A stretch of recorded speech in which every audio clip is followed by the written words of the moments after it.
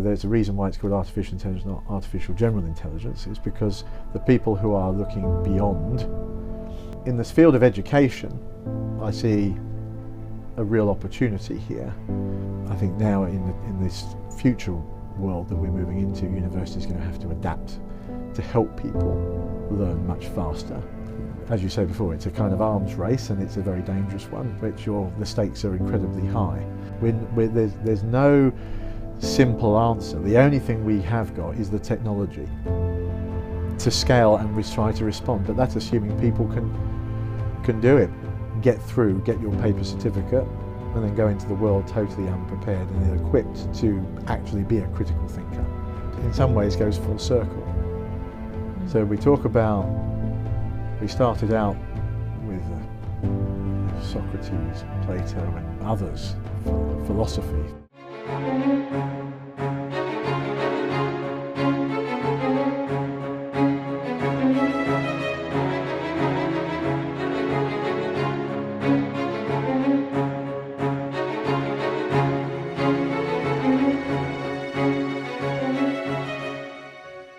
Mark Lester, good to have you here. Good to be here.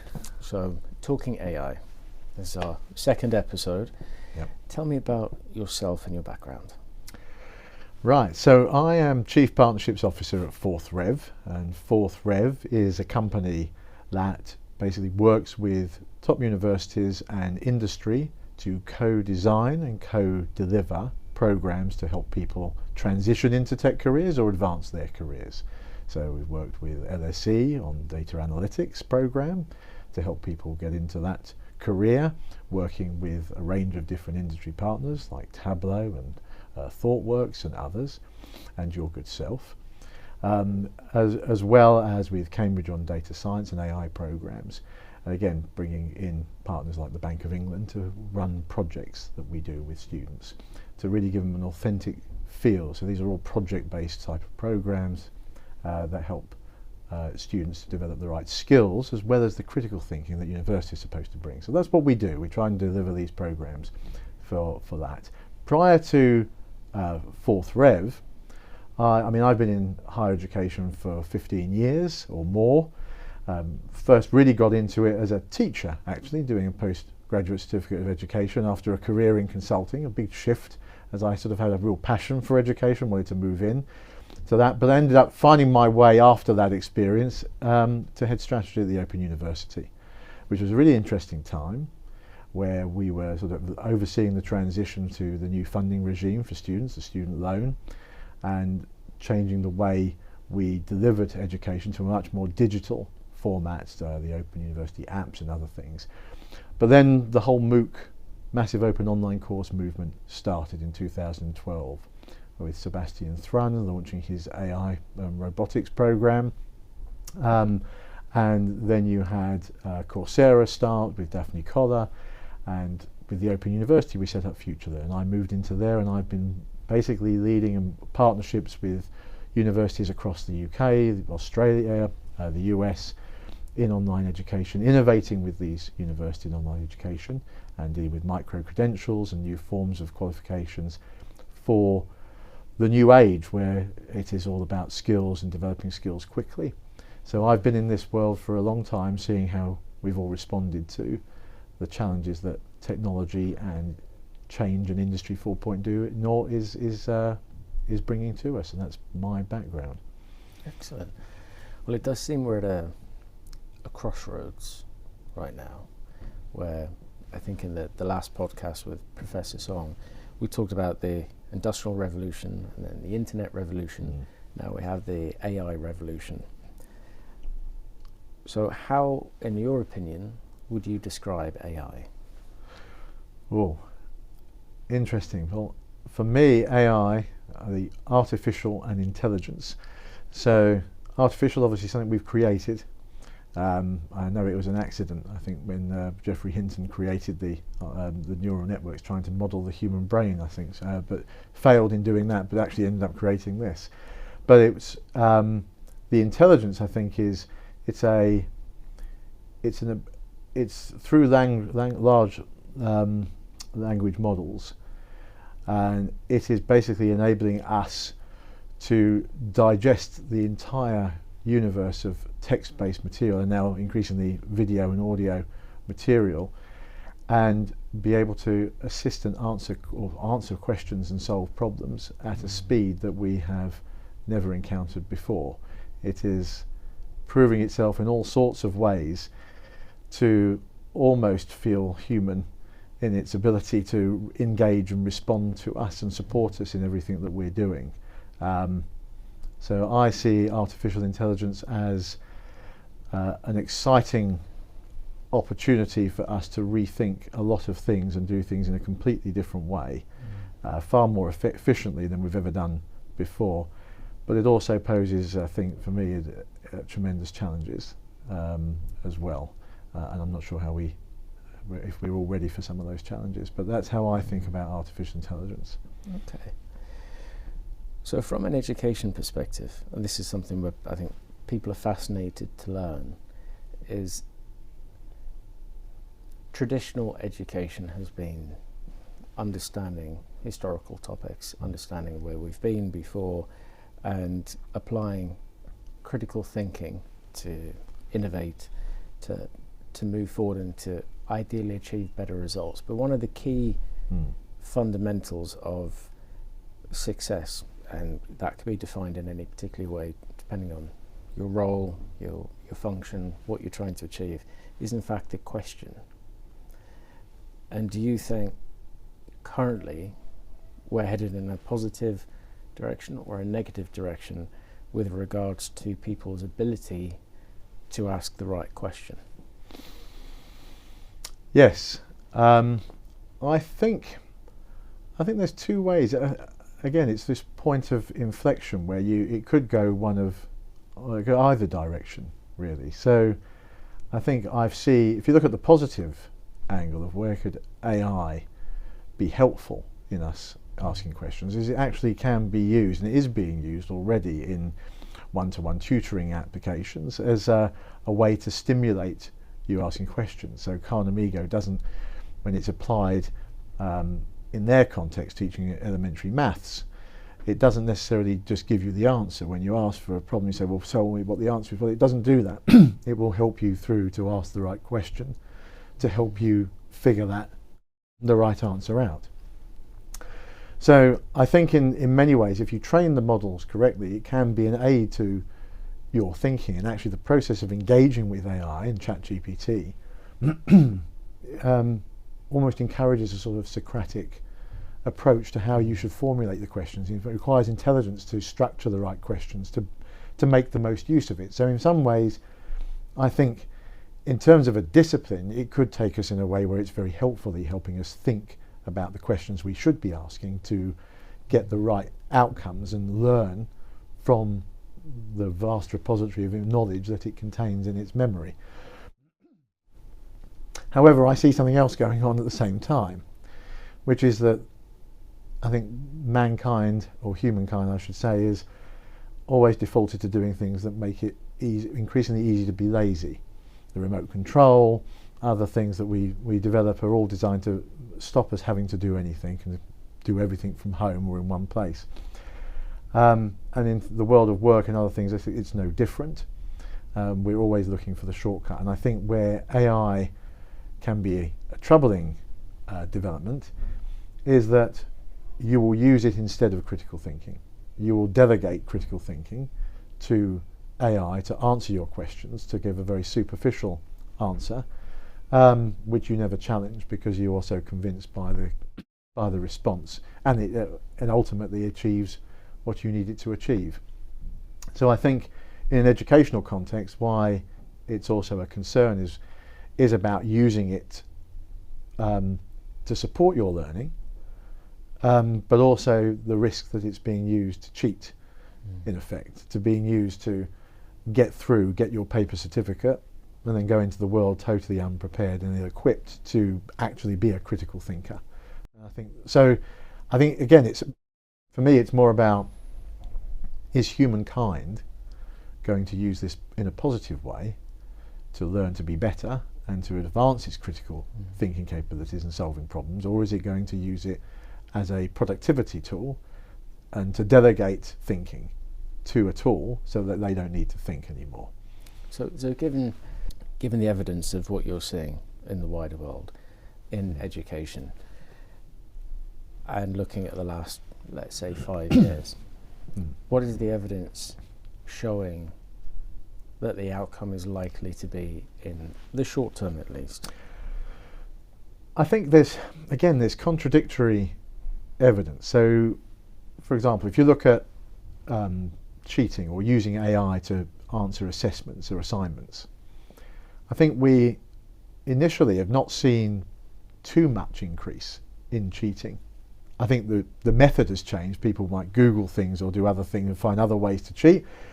There's a sort of shift now, and a lot of the percentage of what was being done in different ways is now being used. People are using AI or ChatGPT to do it, but the actual incidence is not necessarily going up tremendously. And I think that's because a lot of people still, the students themselves have a sort of set of values and instincts, and that sort of suggest that that is wrong. So I think there is a sort of self-regulation and a cultural sort of stickiness around doing the right thing that is actually stopping people abusing AI. But it doesn't mean that there aren't going to be people who are going to abuse AI. And I think that's the positive side, where I think actually there is a sort of tendency not to do so. However, there are also bits of data from it anecdotally, which people are beginning to see more recently a growth. So individual academics reporting that they're seeing more and more use of AI in their work, in people's work, in assignments, and that has to be stamped out. So I think we're at this point where the evidence could go either way. I think it depends on the policy responses. It depends on what we teach our students to practice and to do. But the temptation, unfortunately, to always cheat if it's possible will always be there, and ChatGPT will just make it another AI device. Tools will make it just so much easier to do. And I think the problem we know is that the attempts to use AI to root out use of AI just doesn't work. It's not going to work. There's so many false positives. There's things you can tweak it, you can get around it. So I think we just need to take a step back and go, right, we've got to somehow live with this, and we have to find a way to navigate it. And I think one of the big questions that I have from this is, with assessments, which is where we're talking about, the real question for me is, what are we assessing people on? If we're assessing people on something that can be answered so well by AI, then maybe there's something wrong with what we're choosing to assess people on. So I think we do need to test people on the foundations of topics, the core principles of it, but I do question whether we need to think harder about the kinds of skills and knowledge that we should be testing and developing in our students, and therefore where AI can be comfortably used and should be used, because it is a labour-saving device, but only as long as you have these other things to use it, and use it effectively to quality assure it, to ask the right questions, etc. Well, I think it's a good point, because what is the point of education? The purpose. And I think in the modern era, I mean, since the Tony Blair era, and massively in this country at least, increasing the amount of people to get degrees, the point, purpose and function was to increase the skills base, to get better employment, higher paid jobs. So where do we sit today with regards to preparation for individuals to be optimally trained to excel in higher paid, higher value careers? What's the transition or translationary factor between education and the relationship with the workplace? That's a huge question right now. I mean, one of the missions, universities have had various missions. One has been about teaching and learning generally, to teach their academic subjects, to prepare the world to advance knowledge as an intrinsic good.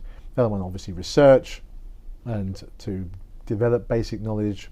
Other one is sort of social impact, societal impact, to improve our general living and circumstances, to improve access to education to as many people as possible. And the final one, which has come into the fore in more recent years, is preparing everybody for the world of work. And I think this one has been the one which many universities I've dealt with have struggled to adapt to. The fact is, we've already seen, it's not new that for years engineering curriculum and other things have a shorter lifespan. You graduate after 3 years and half of the things that you learn are no longer valid, and that's always been a challenge, but it just seems to be the pace of change is accelerating so fast with technology that more and more curriculum is out of date, and the way of teaching it is out of date in some respects.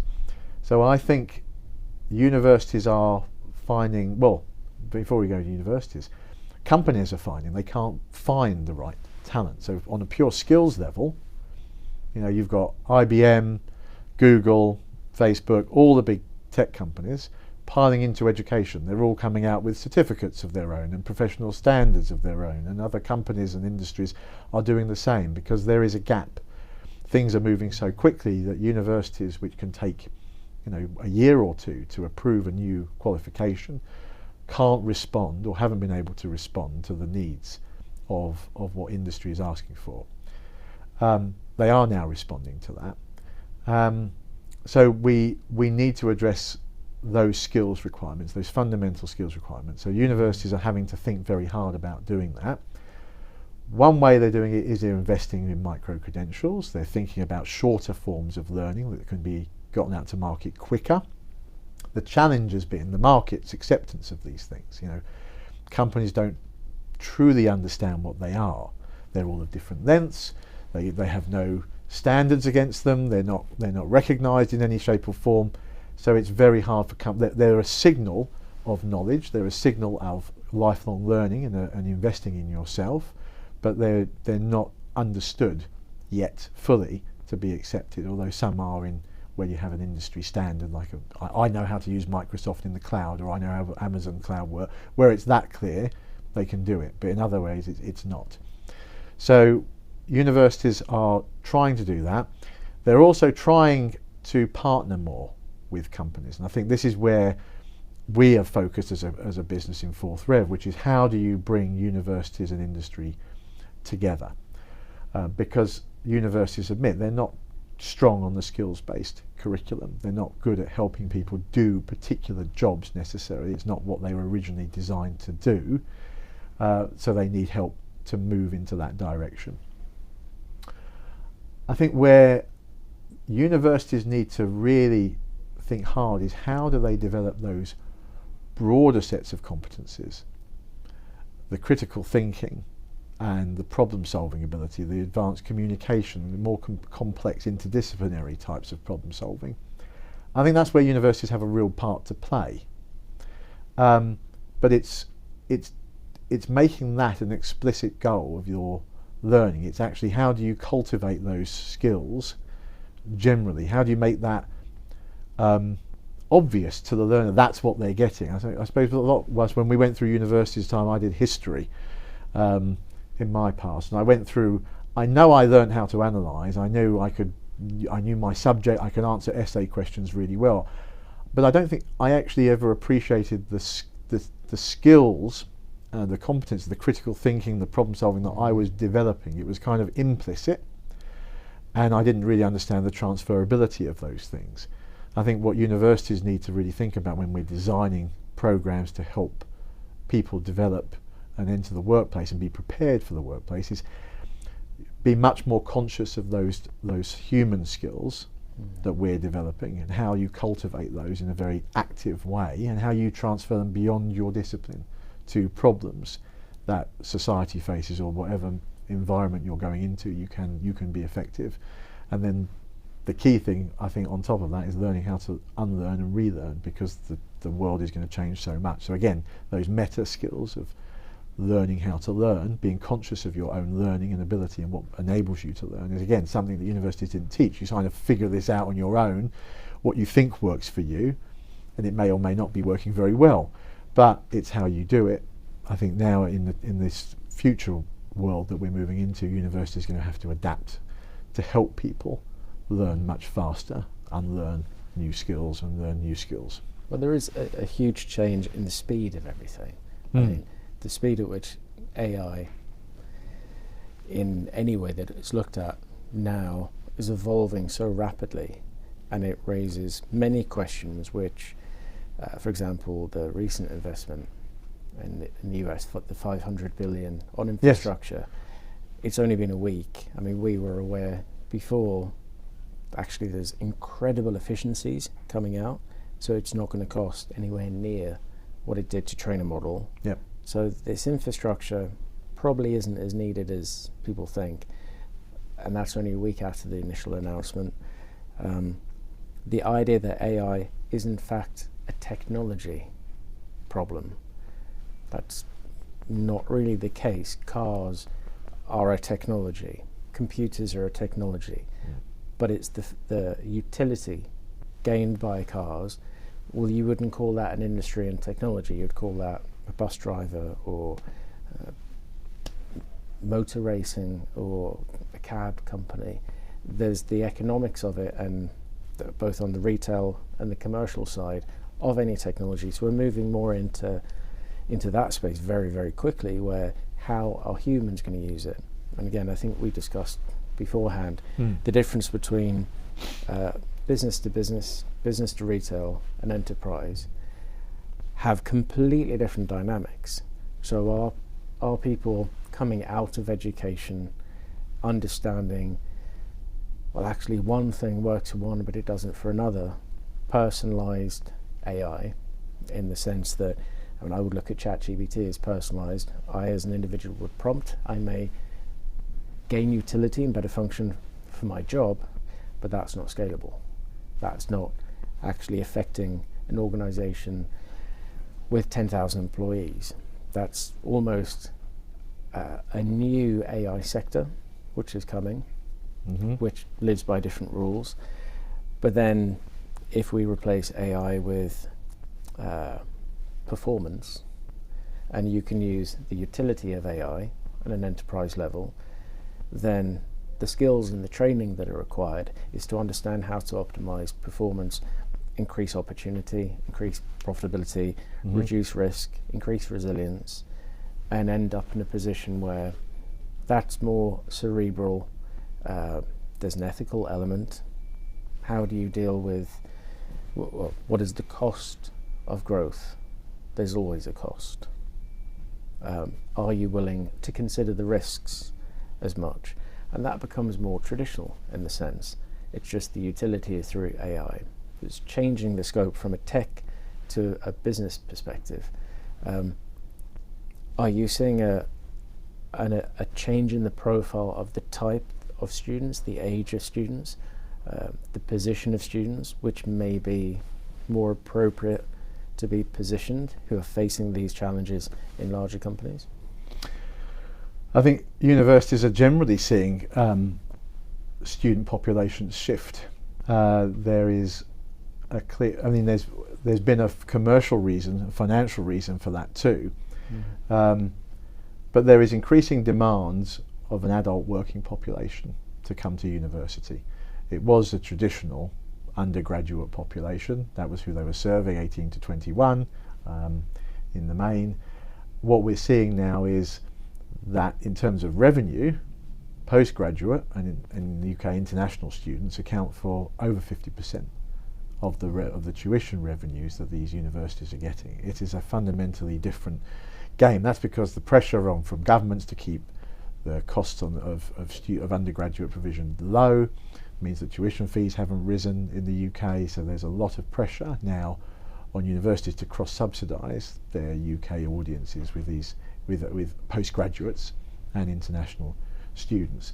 And I think as we are seeing more and more adult learners are entering into universities to develop their skills, and I think we're only now beginning to sort of see how big that can be, and universities in the US and others have had conferences talking about how do we cater to the new adult working population, how do we serve these audiences in a scalable way. And it's not just the middle class. The thing is that what we found was in FutureLearn, in Coursera, edX, all the platforms that sort of sprung out of the sort of MOOC revolution that happened from 2012, is that the people coming in were all graduates already. You were serving an elite middle class audience who are already trained for learning. What you need to do now is actually how do we accommodate an even larger population of people who need to fundamentally reskill because their jobs are being automated. So I think universities are still grappling with how do we scale the provision that we're doing. And the exciting thing is that I think I can help with that tremendously. So I see huge opportunities. But I think, yeah, in terms of how we are going to, as a sector, react, and what we're seeing is a huge influx of adult learners who need to be reskilled and upskilled. And it's not just universities seeing it. IBM, other major companies are investing huge amounts in reskilling their staff. They don't want to lose their staff. In many cases, companies are looking to hold on to staff who understand their business, they understand their culture. They actively want to reskill them and find them alternatives to add value within the company. So I think you're seeing this hit from all sorts of dimensions, but I think a lot of people are sort of still holding on to the fact that AI hasn't quite disrupted as much yet, but people forget that we're only at the very beginning of this journey. Is it a potential problem, though, that for the first time ever, at the rate at which AI is progressing, the student could know significantly more than the teacher? I think, well, yes. I mean, unless the teacher becomes the AI, right? So I think the thing is, again, I think when it becomes, you're looking at that issue, I think this is where, the role of human versus machine is really sort of brought to the fore in everything that we're looking at. Fundamentally, we're all redrawing the line between human and machine. I think it is a distinguishable point. I would say that being the case on a technical basis, but on the basis that actually the future of AI is not really necessarily about technology. If we're talking about the adoption of AI in society and business, in the community, in politics, in every walk of life, then effectively the student can know more than the teacher technically, but the teacher has to then communicate the value of a lifetime's experience, critical thinking, which may not on the surface be appreciated by the student on the basis that they think they know more about AI, when actually they know more about the sliver of technology, but this is moving into not a technology problem. Yes, no, I can see that. I think the problem you're talking about is that people, I think affectionately you can say, would be able to BS about a lot of different things because of their interaction with AI, but their intrinsic and depth understanding of what is going into that subject and the connections from that subject to other subjects, they probably won't have.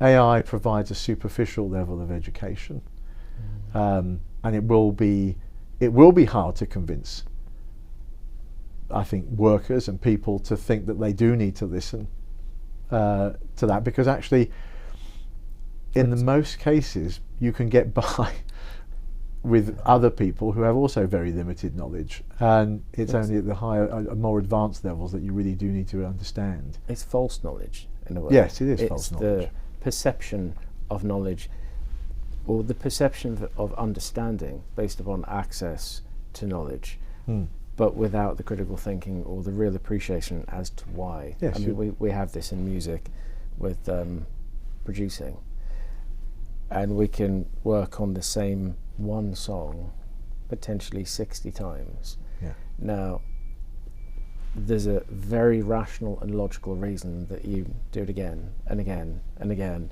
and if you put them all next to each other and played the final one and the original one, you'd say, this is brilliant, this is absolutely terrible. But on the incremental basis, you go, oh, that'll do. But the trained ear will say, well, is the structure right? Are the instruments in the right place? Is the mix right? Is it the right guitar? Is it the right vocals? Do we have everything there? Are there things missing? And actually the attention to detail is the difference between something, a really high quality product, and one to the untrained ear, and going back to the false knowledge, that'll do. Well, it is. It's true. And I think there is a danger with AI that we all trend towards mediocrity, because it's, by its nature, it synthesizes majority knowledge. It will pour out something perfectly acceptable, and on the surface level, if you're embracing that, you will have a superficial understanding. You can answer Trivial Pursuit questions. You can have a half decent conversation for 5 minutes over a pint, but beyond that, you won't get very far. And I think that's where you see, if you're going to have innovation, if you're going to have excellence, if you're going to push the boundaries, then there's a reason why it's called artificial intelligence, not artificial general intelligence. It's because the people who are looking beyond just the normal and the basic, who try to pull in different ideas, think more laterally, or go into detail and pursue for excellence, they're the ones who are going to stand out. They're the ones who will push us forward, and the others won't. It's a fantastic opportunity, really. I mean, if anyone watching this were to look at it and realise the majority on a trajectory of mediocrity, to become great in a marketplace where average is deemed good. Imagine if you really apply yourself, if you think, what could I learn? What do I not understand? What am I not seeing? Yeah. Then actually education could be education personalised. I mean, it's like the principle of you.com, if you've come across them. It's a sort of website supporting your own personal productivity, to ask questions, to be better and better in your job. It's the idea of the sort of hyper-productive individual. So AI becomes your toolkit to supercharge your own skills, but you need to have your own competence. You need to have the intelligence, you need to have the experience, the knowledge, the lateral thinking, the other skills. AI then can supercharge your abilities, and you can do the work of 10, 20, 30 people as yourself. Now that is an exciting prospect for those people who realise they just need to keep pace, and if you keep pace with the tools and you invest in your own learning, then you can be superb and you will stand out. A lot of people sadly won't take advantage. If the universities are going to play a part, it is in harnessing their role of making you a brilliant thinker, to think laterally, to go be more interdisciplinary in their thinking, to be more problem solving and project based in their approach, to cultivate those human skills which are so important, because the knowledge will move, and the knowledge will always move, and it's going to move faster and faster and faster. But being able to probe that knowledge, to quality assure it, to challenge it, to make use out of it in different ways, I think that's where humankind needs to focus its energies in the next few years. And then who knows, but it may be that AI even catches up then, and we'll be probably integrating AI into our brains or sunglasses and stuff to help us to be more. But again, all of it is just, it always asks the question, how can we differentiate ourselves? How can we be using this as our tool as opposed to it using us? I mean, it's interesting, because I also like the idea of how to become concise and simple, but amplified in ability. So instead of trying to be a jack of all trades, to walk the path of the master, and to be aided in the ability to do that through AI, but not getting distracted by the noise. I mean, we come off the back of the social media revolution, which is all noise. I mean, we can open up a whole can of worms to do with trust and truth, and do we believe what's on the internet? Do we believe what's on social media? Do we believe the media internationally? And if that's what the large language models are trained on, then effectively we're amplifying kind of people's views which we already know aren't necessarily true and trusted. So to create simplicity and say, right, my objective is X. What is going to help me achieve that goal and objective? Where can history play a role? Mm-hmm.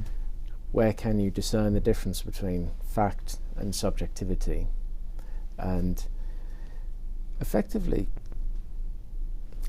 if this is all, as it is, so incredibly new, and it's going to take some real thinkers to understand what all the options are, how to best leverage technology, what role does the government have with education in general to have an influence of direction, given the government surely can't know as much as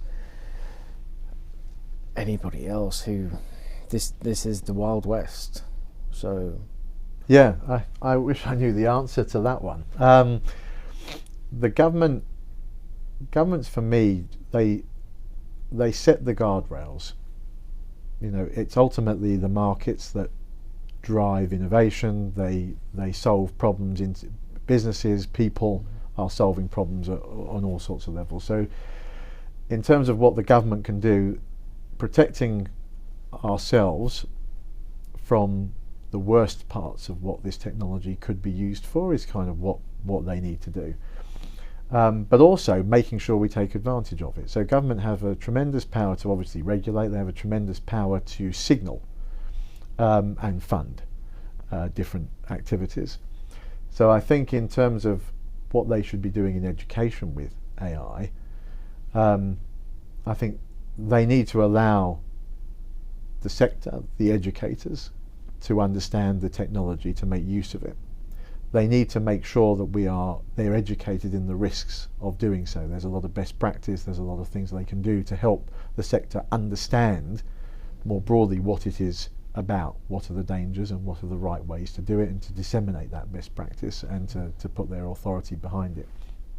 But where they should also make sure that they are protecting all the users of this who are exposed to AI. So the students, fundamentally, the faculty and individuals, their data is secure. All of these things that we try to protect. But they also, finally, I think the other thing that they can do, as I say, they can stimulate the activity. So we've seen the UK government announce that they want AI being used to write lesson plans. They want to enable teachers in secondary and primary schools to be able to eliminate 20% of their time spent on administrative or clerical type of activities in preparation.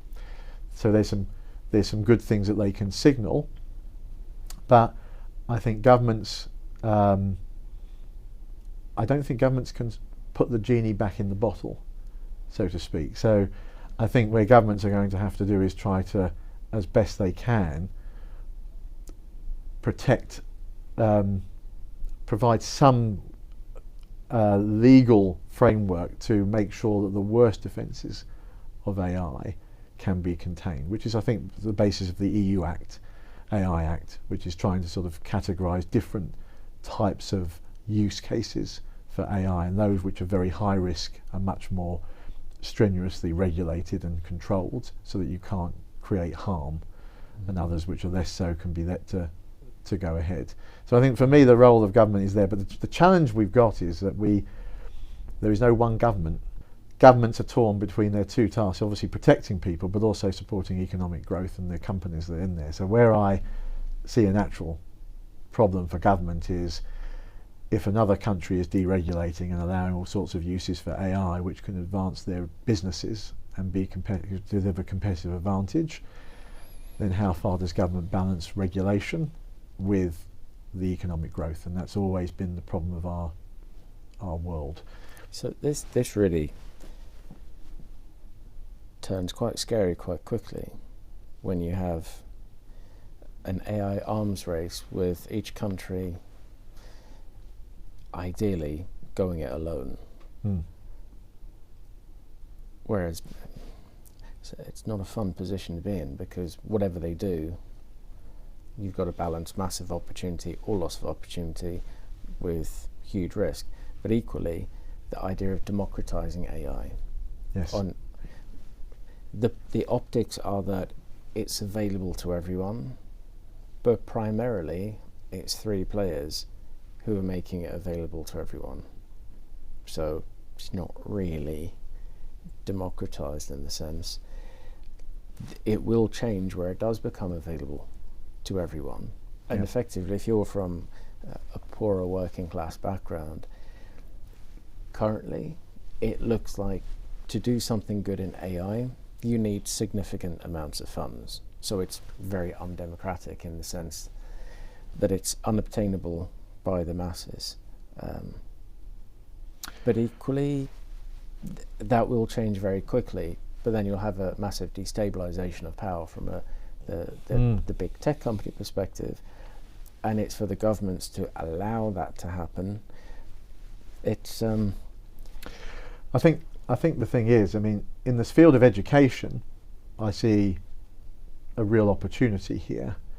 As somebody who got involved in education and massive open online courses because of a desire to free up access. The idea was free open online courses. You know, people could all over the world be able to take these courses and learn and pull themselves out. So from a sort of social mobility point of view, I think we've got to a state now where education is very expensive, very exclusive for financial barriers, for exclusive brand barriers, you know, just selection criteria.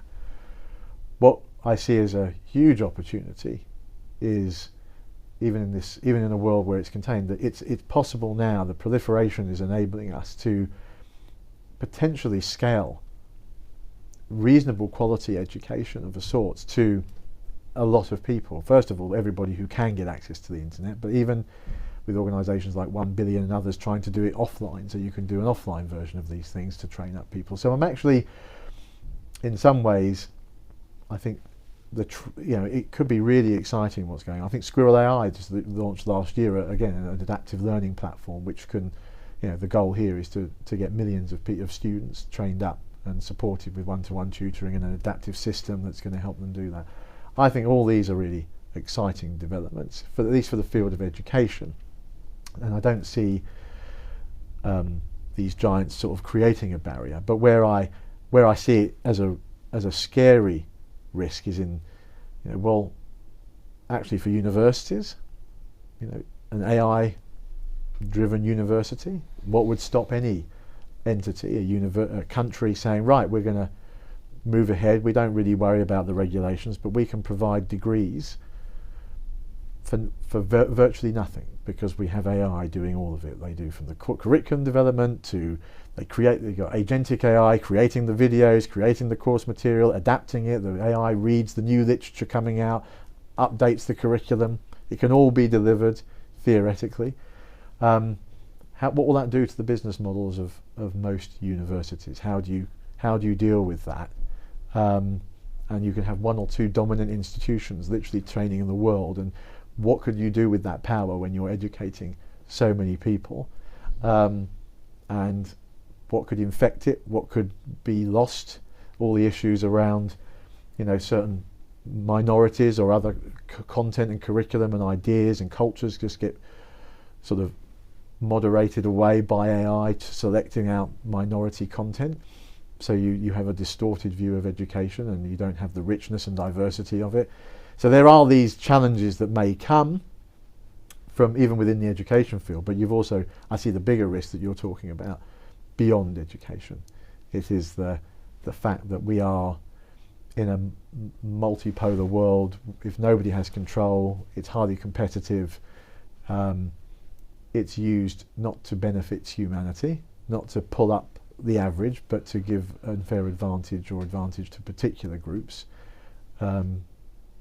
to advance power and interest and wealth of one over the many. And as you say before, it's a kind of arms race, and it's a very dangerous one, which the stakes are incredibly high. So I think, again, it's up to, will humanity rise to the challenge to control this? Will the right people be able to agree a framework globally for how do we use AI in a safe way?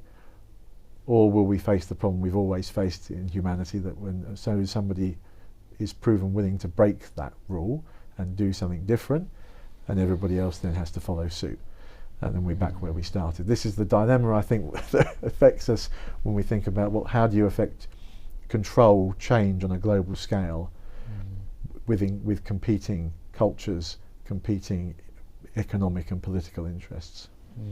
Well, it definitely does seem that, looking at the history of the civilized world, it's been a power base, whether it's the Sumerians or the Romans across the world, the British Empire, the Americans, the Ming Dynasty, whoever it is around the world, whoever's been able to have the upper hand, then it is both driven progress and inequality.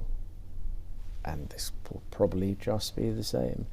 The thing is, there's a potential final consequence, in the sense that none of the innovations that have happened to date have been able to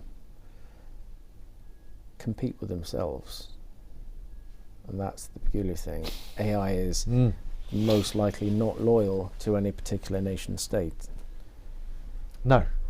So not even loyal to the planet Earth necessarily, if it wanted to be. You could imagine a situation, I suppose, where AI gets tired of living on planet Earth. It finds it unhelpful, the oxygen, to degrade it and rust its circuits, and so it might better off to live in space and find a power source out there. You know, in theory, we suffer from being very human-centric. We see the world through a prism where we're everything and we're dominant. And the idea of an intelligence that could surpass our own and have its own awareness. Well, this does come to the point of, this is a human problem, first and foremost. Yes. It's incredible technology. It can make humans do lots of very interesting things. And I think when you look at the open AIs and the generations who have said, oh, it's going to make our life so much better, I've never seen a human being be happy with no purpose. Yes. And some of the worst things in the world have been when people have suffered complete apathy, which moves to then economic consequences. But again, if there are economic consequences, which then have societal consequences, so I think there will be some incredibly good things come out of it, and some incredibly bad. But hopefully people can move to what will be the correct conversation, or the conversation which will have the impact, which is the human relationship with AI, as opposed to what AI can do for us. What can we do for ourselves to coexist in a world where it complements but doesn't control us? When there's been times of change in technology before, we've had time to adjust. This is the thing, it's the pace has been fast-ish, but not so fast. And then people can reskill. We always talk about, yes, new industries are created, new jobs are created. So it doesn't matter if the old jobs are going, you'll always have time to go into new ones. But there's always been a long time to enable that transition to happen. What I'm seeing here is just the speed. It's the speed of change is at such a pace that what was before, oh yes, 20%, 25% of people will be affected, of which some will lose their jobs. But don't worry, there's a whole range of new industries coming out that will do that. Well, I'm sorry, it's very hard for somebody who might be trained as an administrative clerk or something in an office to become a data scientist. You know, the leap that may be required is too vast, and it's too quick for many people. So what I worry about, as you're referring to, is there's the purposeless life that you get, because it's like, well, I don't know what to do. I'm out of work. This has replaced what I'm doing, or substantial parts of it, and I can't train myself up for these new things. I'm just not equipped to do that. What do I do? And how many people are going to end up in that bracket? And as things move even faster, the technology moves even faster, you know, you wonder how many more are going to end up at speed in that place. And frankly, the university sector, the traditional vehicles for helping people are just not ready for this. There's no simple answer. The only thing we have got is the technology to scale and try to respond, but that's assuming people can do it. But I think, as you're talking about, there's a real risk that millions of people end up disenfranchised from this world that we've created. We've let the genie out of the bottle without any thought to the true impact, the human impact that this may have, the inequalities it may perpetuate or create, and there isn't a system to respond to it. The only things I think we've ever tried to do is think about a guaranteed wage for people. You know, if we the productivity gains that we get from this should be able to pay for people, and that's the idea of taxing AI. You know, taxing AI-driven companies to the point where they can pay for the whole populations to be able to exist and enjoy their lives. But again, enjoy their lives doing what? If we again look at the evidence, look at societies built upon where you get paid for being alive, and look at the ramifications, putting people into a position of no consequence. If you're extremely privileged, and that could be defined as there is no consequence to whether you do something or don't do something, you expect everything. I think it'd be the effect on humanity would be disastrous. I think. I mean, it would be. I mean, I think we all anecdotally know when somebody retires, and you say, well, their health deteriorated dramatically after that point. It's because of the sense of purpose that people have from going to work or from looking after their partner at home. You know, there's a sense that, well, once that goes, I'm not here to do anything, and you change, your physiology changes, your approach, you just become closed off. I can't imagine a world where I didn't have a purpose. It would be, you know, you have to invent one. But again, what would you do? I mean, but if everything's around convenience and people getting lazier and lazier because, there's no point, I don't have to do anything. I mean, if you look at the generation post-World War II, where everything was very close in their minds to what suffering was like, and it was rebuilding, there's a purpose. There are parts of the world which are probabilistically better to do incredibly well at incredible speed and rate, because adversary is very close to home. But the economies where life's been pretty good for a while, people are taking it for granted. I mean, that apathy that sets in has historically been the demise of the advanced economies over the last 6,000 years. And are we expecting don't know. people to behave differently? Well, I just think if you could imagine an army of unemployed young people with no prospects. I mean, well, again, the idea of no prospects, though, but this is where it gets interesting. No purpose is different to no prospects. True. Because they can buy stuff. They'll go shopping and they'll eat. Shopping, eat. Shopping, eat. Because that's all there is to do.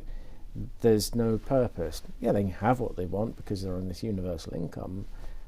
What kind of people does that make? No, it's you have to. I suppose we end up pursuing art, literature, travel. It's not ideal, and you do. I don't have an answer for it. I really don't have an answer for what. But I think it would be a terrible life to lead. And I wouldn't want to lead one. I would have to find a pursuit. But how many hobbies and other interests can you pursue? we could all become musicians potentially. If that would be. Well, but yes, I don't know. I have no sensible answer to that question. We've already seen the idea. I mean, that I went to art college, and then when everyone could get a computer, everyone became a graphic designer. So they thought, but they knew nothing about it. As soon as everyone can get a camera, they're all a photographer. Not to say people can't create beautiful photography, but there's a difference between an experienced professional photographer, and the same goes here with music. The last 10 years has been the most average music in the history of music compared to who we had before. And again, imagine Bob Marley, if everything was fine. Oh yeah, no worries. No, it would be pathetic, but it came from adversity, which again is potentially the wrong liking for why great music comes about, but it is a response to something. Art comes out of a person's experience and and it's a passion. It invigorates, and there's a leadership there. There's people feeling, oh, you're resonating with what I'm experiencing.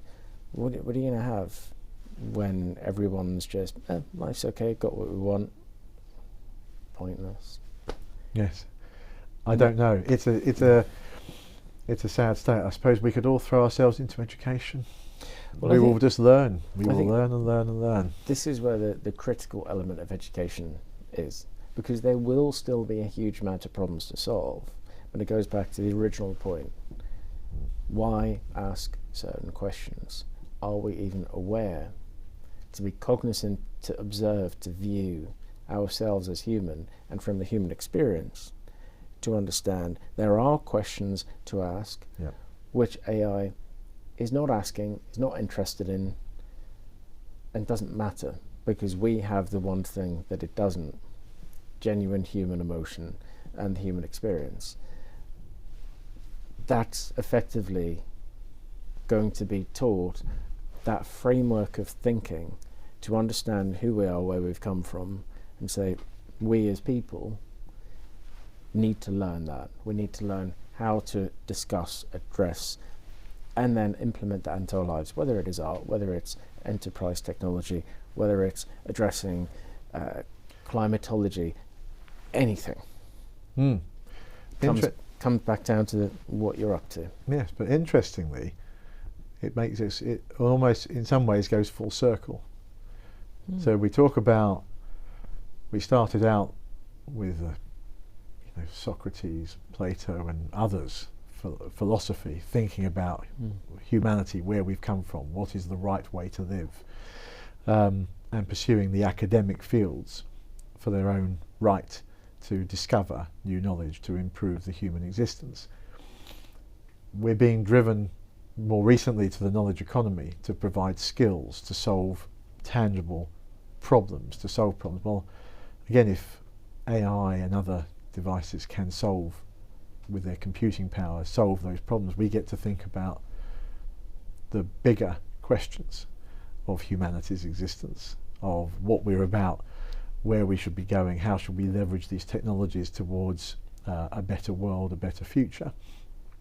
And so it's interesting. It feels, in some way, will we end up with universities going back to what they traditionally should be about, which is a thinking of the arts, the liberal arts and society, and how we need to think about ourselves, and technology and skill and specific problems that humanity is dealing with can be solved. Well, I think it will. I think the final place this will end up, in this chapter at least, is a great place for great minds, because all the change ultimately will happen here, not out there. And you have a very important role to play in that. Yes. So. Yes, well, me and many others. Exactly. Brilliant. Well, on that note, I think that's good. Thank you very much. Thank you. Good to chat.